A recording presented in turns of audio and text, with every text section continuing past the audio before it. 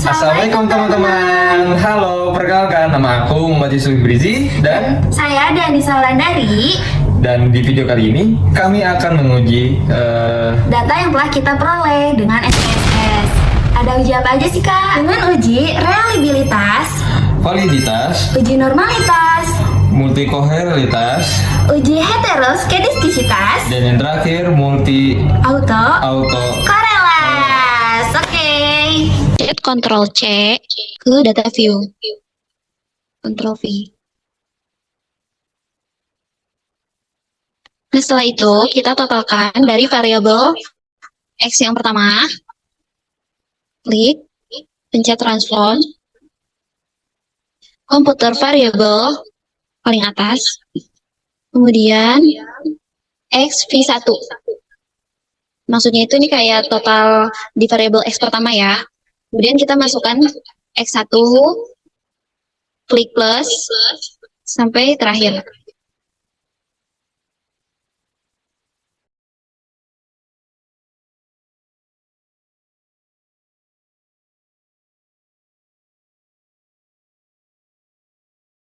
Setelah itu, pencet OK, dan keluar totalnya. Oke, bisa masuk lagi. Bisa di X aja. Nah, oke, selanjutnya kita ke variable view. Variable view, kita ubah measure-nya menjadi scale.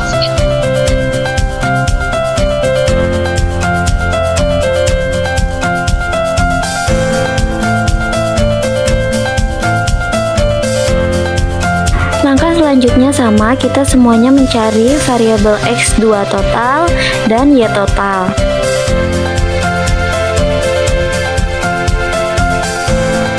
Measure aku semuanya pakai scale, terus untuk desimal aku semuanya 0 ya teman-teman.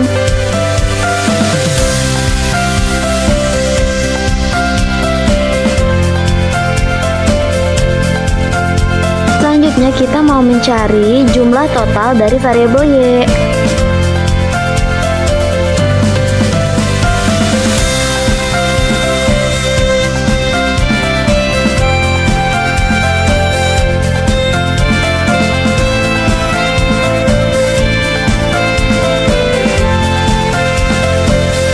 Setelah semua variabel total diketahui, selanjutnya kita analyze, correct, masukkan variabel X1 sampai XV1. Oke, setelah keluar hasilnya, kita perhatikan nilai XV1, yaitu X total dari variabel X pertama. Nilai yang saya bulatkan adalah R hitung. Nilai R hitung saya melebihi dari R tabelnya di atas 0,2845. Karena memiliki 48 responden, berdasarkan R tabel, 48 kurang 2 yaitu 46. Di R tabel tersebut, nilai signifikansi dari 46 itu 0,2845. Nah, hasilnya semuanya di atas 0,2845, jadi seluruh data dinyatakan valid. Setelah itu, kita salin laporan kita ke bentuk Word. Nah, kemudian setelah itu kita berikan penjelasan di Word juga. Setelah beres kita lampirkan hasil analisis SPSS, kita lanjut menganalisis validitas X2, variabel X2. Menggunakan cara yang sama untuk mencari validitas. Data ini ada dua variabel X dan satu variabel Y. Nah, jadi kalau uji validitas itu setiap variabel X1, X2, dan Y itu diujinya satu per satu.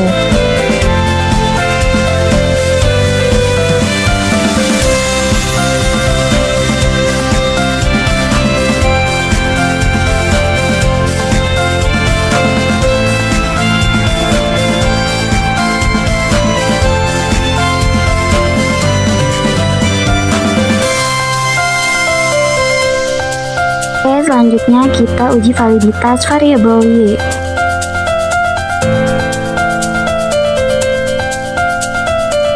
Setelah melewati uji validitas, dapat dinyatakan bahwa data kami valid. Selanjutnya kita akan uji reliabilitas, yaitu untuk mengukur konsistensi variabel penelitian. Oke, kita mulai dengan analyze. Kemudian kita klik scale and reliability analysis. Nah, kita klik X1 sampai X5. Nah, terus kita pindahkan ke sini. Oke. Nah, kemudian kita klik statistik, kita klik scale if item delete, oke, continue, dan kita klik OK. Nah, ini udah keluar ya teman-teman hasilnya. Nah, kita perhatikan dari crown batch alpha-nya sebesar 0,704 dari items variable X. Dinyatakan bahwa ini reliability. Dinyatakan bahwa nilai crown batch ini lebih dari 6, maka instrumen questionnaire disebut handal atau reliable. Selanjutnya, kita menguji variable X kedua dengan metode yang sama. Klik analyze, kita klik scale reliability analysis. Kemudian variable X kedua ini kita mulai dari X6 sampai X10. Kemudian kita ke sini. Oh ya, sebelumnya kita hapus dulu ya teman-teman X1 sampai X5-nya. Kita kembalikan. Oke, ini sudah X6 sampai X10 ya. Terus kemudian kita klik OK. Dan kita perhatikan crown batch alpha-nya sebesar 0,827, bahwa uji reliability ini disebut handal. Oke, selanjutnya kita menguji nilai Y.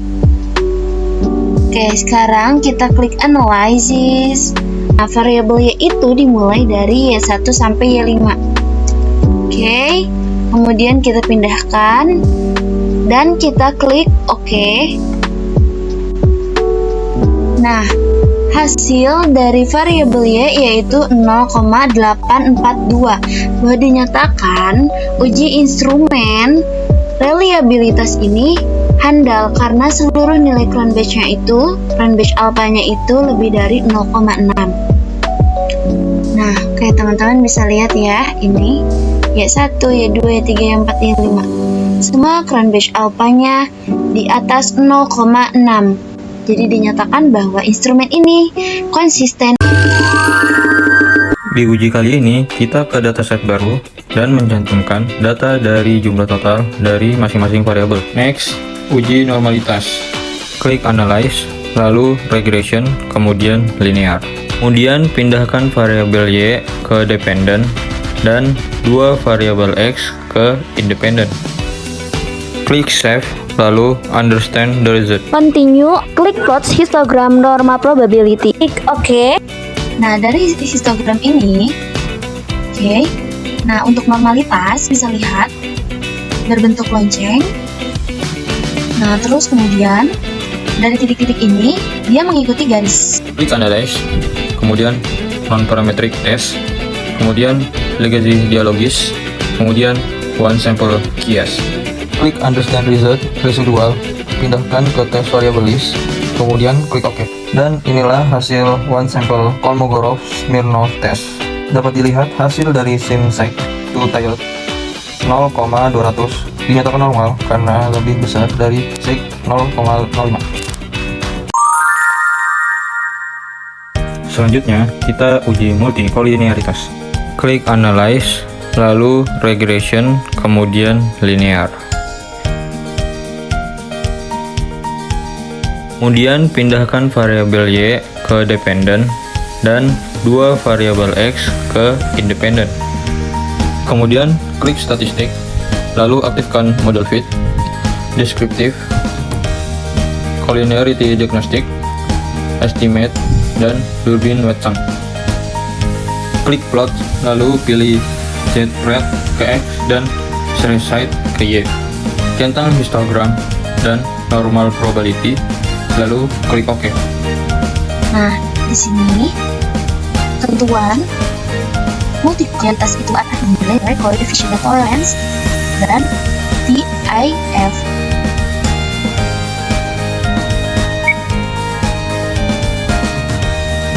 Nah, jika nilai tolerance itu lebih besar daripada 0,10, dapat diartikan bahwa tidak terjadi multikolinear. Nah, berarti ini kan lebih besar ya dari 0,10. Ini 0,356, ini juga 0,356. Dapat dinyatakan bahwa ini tidak terjadi multikolinear. Uji heteroskedastisitas. Nah, dalam uji ini sudah sepaket dengan multikolinear.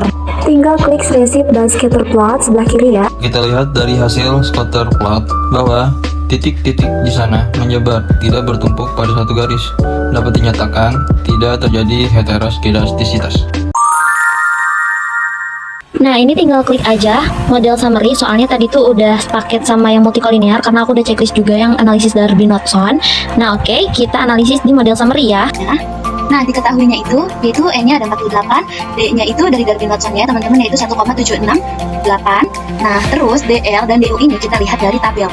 Nah, tabelnya itu ada di sini. Nah, jadi kalau itu variabel independennya ada 2. Nih. Nah, jadi aku pakai angka 2. Nah, ini tabel Darby-Knudson teman-teman, ada yang khusus gitu. Karena aku ada di angka 48 respondennya, jadi aku nilai DL-nya tuh 45, 1,450, dan nilai DU-nya 1,6231. Nah, terus aku mau uji nih teman-teman, 4L, 4 kurang 1,450 yaitu 2,550. Oke teman-teman, jadi dari hasil uji autokorelasi ini, data aku itu tidak terdapat autokorelasi, soalnya dari nilai sini, DU-nya kurang dari D kurang dari 4 dikurangi DU. Nah, jadi hipotesa awalnya yang diterima. Jadi autokorelasi itu ada kaitannya dengan data time series, yaitu yang berkaitan dengan jangka waktu kurun tertentu. Misalkan, aku tuh memberikan kosakata kepada anak SD selama 1 minggu. Nah, nanti setelah seminggu itu, nah aku lihat lagi nih perkembangannya, apakah anak itu berhasil hafal kosakata tersebut atau enggak. Kalau berhasil berarti terjadi autokorelasi. Nah, biasanya yang ada jangka waktu tertentu itu akan terjadi autokorelasi teman-teman. Jadi segitu penjelasan yang mungkin bisa aku kasih ke teman-teman. Oke. Klik Analyze, Regression, Linear, kemudian pindahkan Y ke dependent dan X1, X2 ke variable independent. Next, kita klik statistik, kemudian klik estimate model fit dan R square change. Oke. Dan inilah hasilnya. Setelah itu kita klik coefficient karena ingin memastikan uji T. Perhatikan nilai sig X1 dan X2. Mari kita analisis. Jadi hanya X1 aja yang punya pengaruh signifikan terhadap Y. Selanjutnya uji F, yaitu secara bersama-sama. Kita lihat nilai F dan nilai sig. Dari analisis ini dapat dinyatakan X1 dan X2 ternyata memiliki pengaruh terhadap Y. Selanjutnya kita analisis model summary. Yang dianalisis di sini nilai R dan nilai R square. Ternyata X1 dan X2 punya nilai 72,4% loh untuk mempengaruhi variabel Y.